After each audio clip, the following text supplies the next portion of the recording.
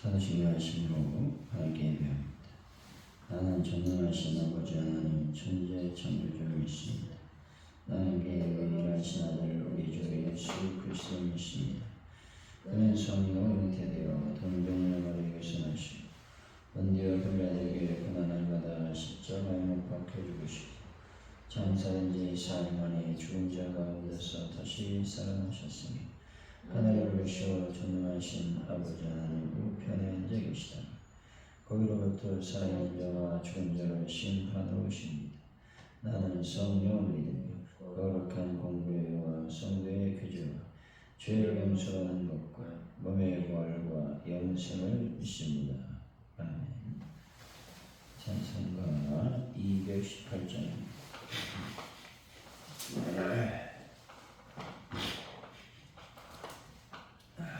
218장. 내 맘과 정성을 다하여서 주 너의 하나님을 사랑하라. 내 몸을 아끼고 사랑하는 형제와 이웃을 사랑하라. 주께서 우리에게 명하시니 그 명령 따라서 살아가리. 날 미워 해치는 원수라도 언제나 너 그렇게 사랑하라. 널 핍박하는 자 위에서도 신실한 마음으로 복을 빌라. 주께서 우리에게 명하시니 그 명령 따라서 살아가리. 나 항상 주님을 멀리하고 형제를 사랑하지 못하였다. 이러한 죄인을 사랑하사 주께서 몸버려 죽으셨다. 속죄 큰 사랑 받은 이모 내 생명 다 바쳐 충성하리.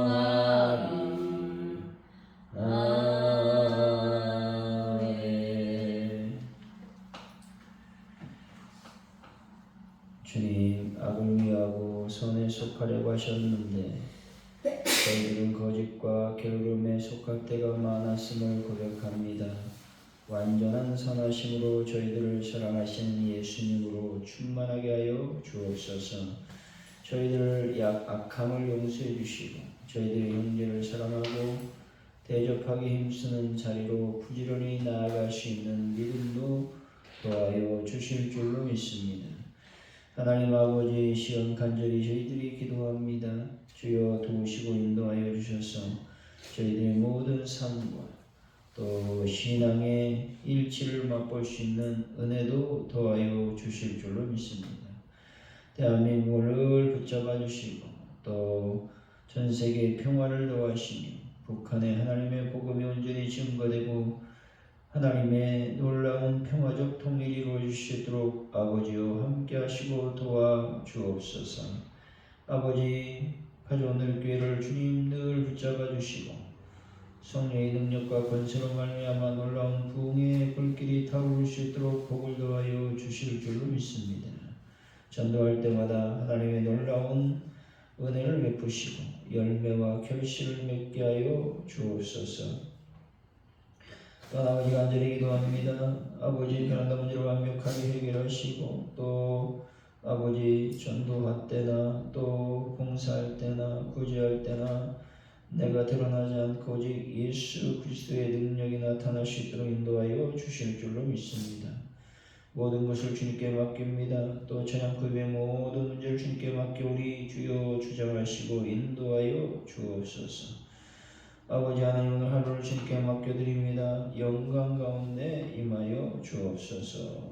예수님의 이름으로 기도하옵나이다. 아멘. 우리 오늘 우리에게 주신 말씀 로마서 12장입니다. 9절에서 14절까지 말씀입니다.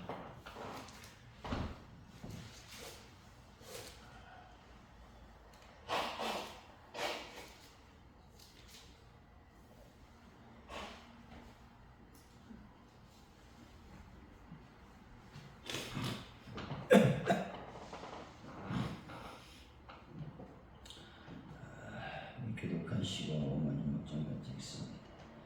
사랑에는 거짓 수 없나니 악을 미워하고 선에 속하라.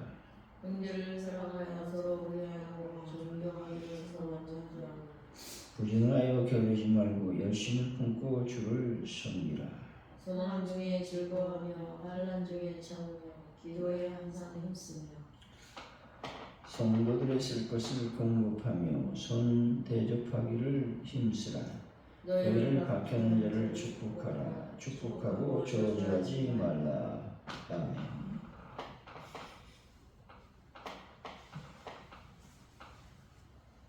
오늘의 말씀은 사랑에는 거짓이 없다고 말씀합니다. 우리는 악을 미워하고 선에 속해야 된다고 말씀하고 있죠. 형제를 사랑해 서로 우애하고 먼저 존중하며 부지런하고 열심히 주님을 섬겨야 된다고 말씀하고 있습니다. 소망 중에 즐거워하고 환난 중에 참으며 기도와 손님 대접하기에 힘써야 된다 말씀하고 있습니다. 우리를 박해하는 자를 저주하지 말고 축복해야 된다고도 말씀하고 있는 것을 보게 됩니다. 우리 9절이죠. 시작. 사랑에는 거짓이 없나니 악을 미워하고 선에 속하라.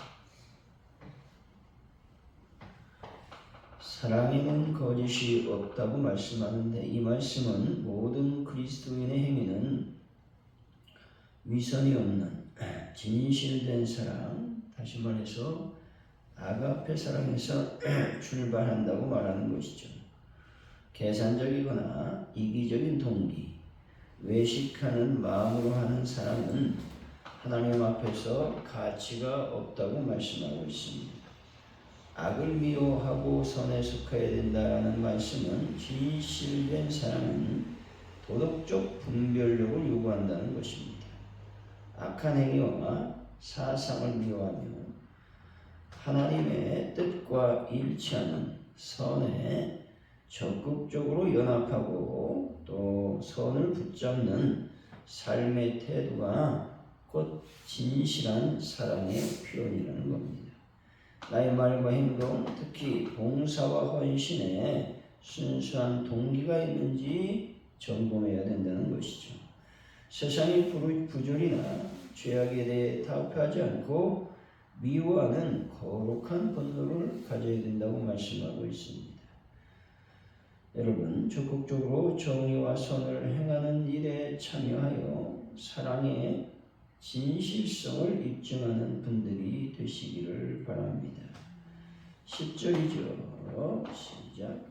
형제를 사랑하여 서로 우애하며 존경하고 존경하며 형제를 사랑하여 서로 우애하라고 말씀하는데 이 말씀은 교회 공동체 안의 성도들은 혈육의 가족과 같은 깊은 애정, 다시 말해서 빌라델피아 형제 사랑으로 묶여 있음을 인식하고 친밀하게 사랑해야 된다라는 것입니다. 존경하기를 서로 먼저 하라고 말씀하는데 이 말씀은 자기 자신보다 남을 낮게 여기는 겸손을 실천하라고 하는 말씀인 것입니다. 내가 존경받기를 기다리지 말고 내가 먼저 상대방의 존재와 역할을 귀하게 여기고 존중해 줘야 된다라는 말씀이죠. 교회 안에서 존중받을 만한 자격이 있어 보이는 사람만이 아니라 모든 성도를 그리스도의 지체로 존중해야 된다는 것이죠.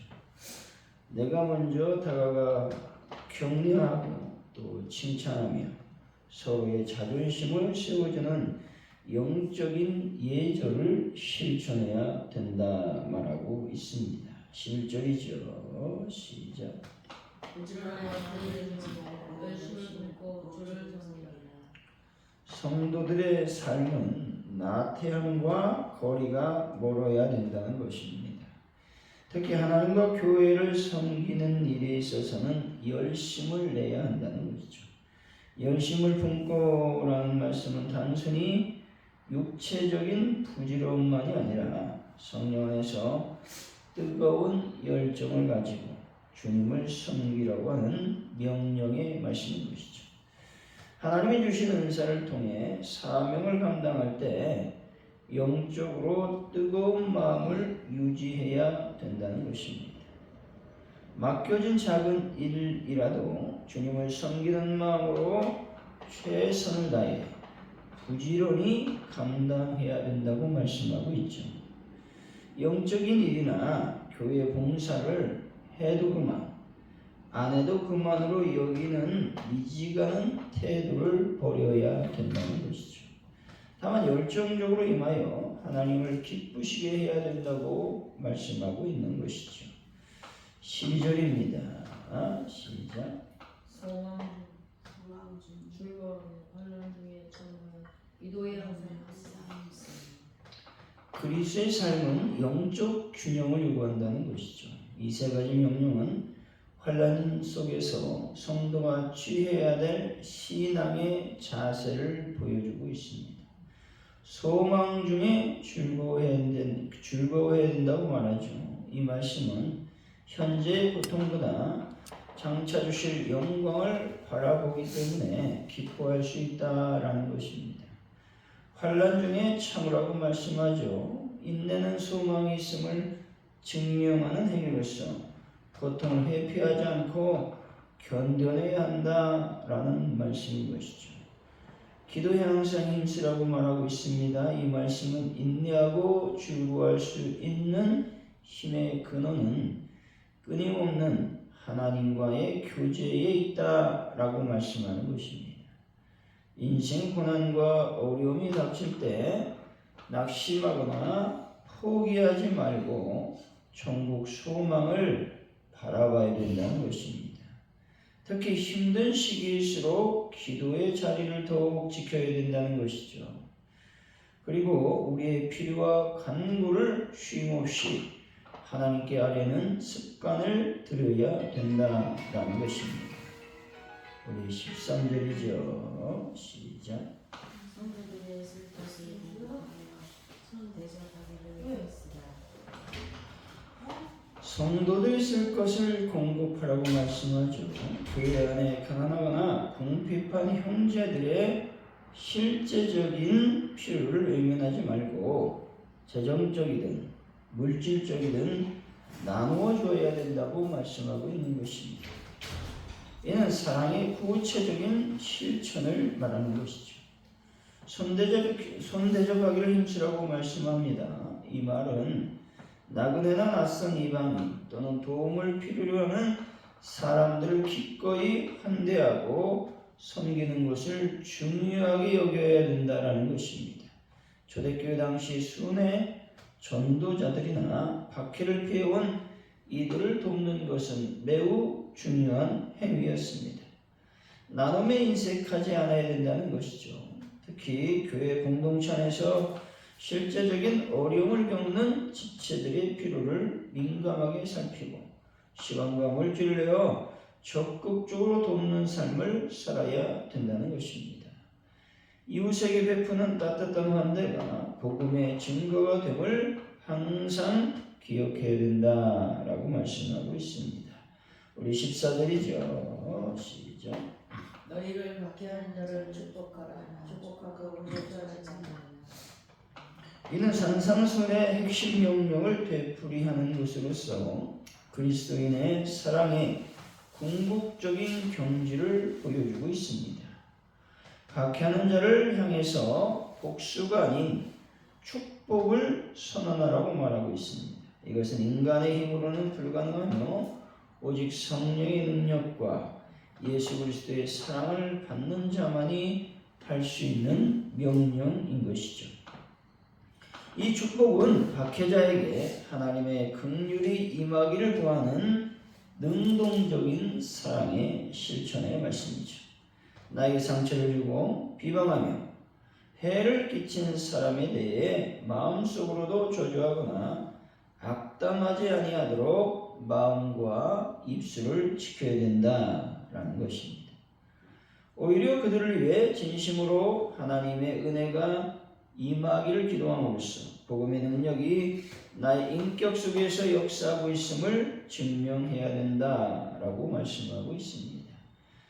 결론적으로 우리가 살펴보면 교회의 분열도 대개 제대로 관계를 맺지 않은 데서 비롯이 된다는 겁니다. 의견이나 해석의 차이가 아니라 피상적 사랑에서 여러 문제가 발생할 수 있음을 보여주고 있습니다. 교회가 하나 될 때 하나님은 특별한 역사를 행하신다는 것입니다. 그래서 교회가 서로 사랑하며 함께 섬길 때 큰 열매를 맺을 수 있다라는 겁니다. 이견 속에서도 거리를 두기보다 연합하기 위해 간절히 기도해야 된다라고 말씀하고 있는 것입니다. 사랑하는 성도 여러분, 함께 울고 함께 웃으며 복음 안에서 하나가 되어 하나님의 놀라운 역사를 경험하는 분들이 다 되시기를 예수 이름으로 간절히 축원드립니다. 기도합니다. 하나님 아버지, 저희들이 적극적으로 하나님의 선을 행할 수 있는 은혜를 더하여 주실 줄로 믿습니다.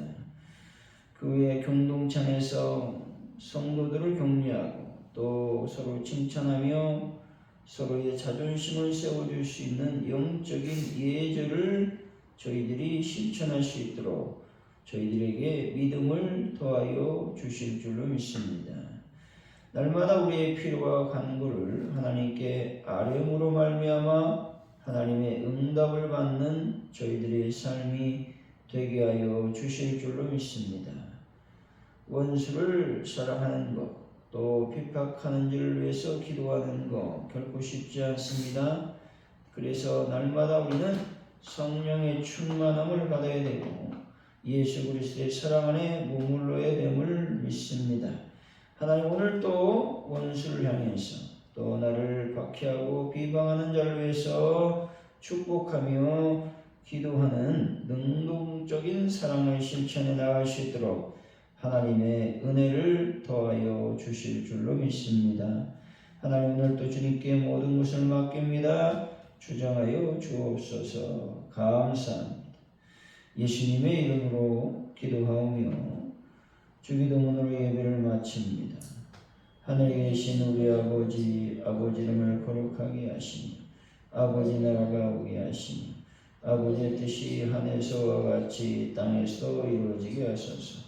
오늘 우리에게 일용할 양식을 주시고 우리가 우리에게 잘못한 사람을 용서해 준 것 같이 우리 죄를 용서해 주시고 우리를 시험에 빠지지 않게 하시고 악에서 구하소서. 나라와 권능과 영광이 영원히 아버지의 것입니다. 아멘.